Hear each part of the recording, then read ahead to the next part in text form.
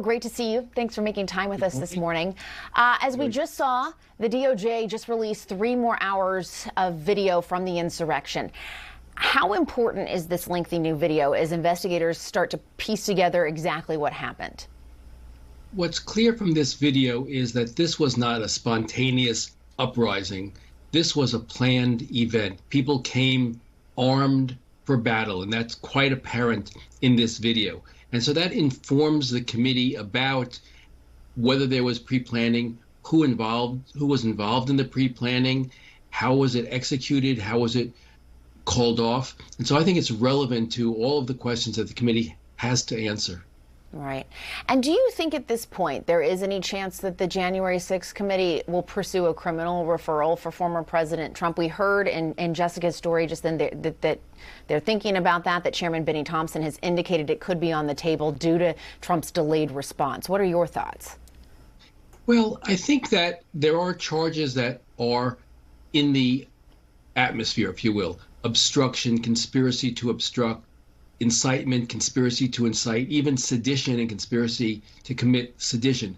I'm not sure how easy it is to get to a criminal charge by mere inaction. If all he did was watch the TV gleefully, I'm not sure that that gets you a criminal case. I think he needs some more affirmative involvement, which is not to say he didn't involve himself affirmatively, but I just think that they're going to need more than his watching the TV and failing to act. That's sounds like he need action. You need some sort of affirmative steps, it seems to me. Now, it could be, though, that the agreement was, look, you guys go there. I will not call out the National Guard. I will not call you off. I will have your flank, if you will. Those inactions really amount to action and therefore possible basis for a criminal referral. But I don't think yet we have that evidence, at least in the public domain. Mm-hmm. And we also heard in Jessica's story there that former New York City Police Commissioner Bernard Kerik says he's planning to publicly release some documents that were requested by that House committee. Should the committee be allowing Kerik to kind of dictate these terms of his cooperation? Do you think they are?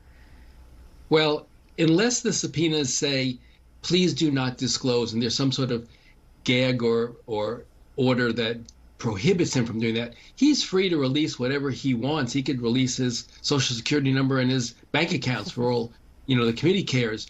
But he doesn't have the right to not cooperate with the committee and not produce to the committee what the committee is asking for. He can't publicly release it instead of giving it to the committee. He can do both, but the committee determines the procedures under which they want to act, not the police commissioner. Mm-hmm. And former President Trump is now asking the Supreme Court to help him keep his White House documents out of the hands of the committee.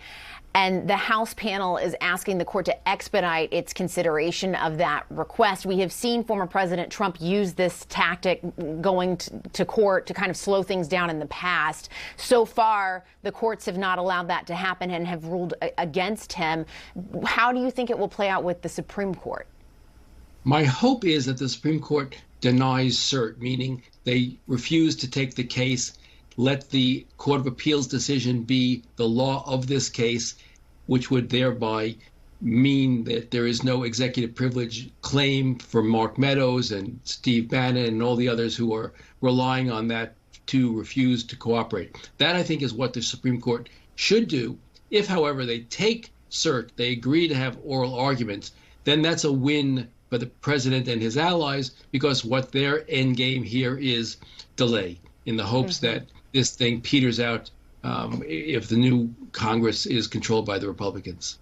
Right, because that committee is up against time. That they're going to run out in 2022 or after the midterms in 2022. All right, Michael Zeldin, thanks so much for your insight. We sure do appreciate it.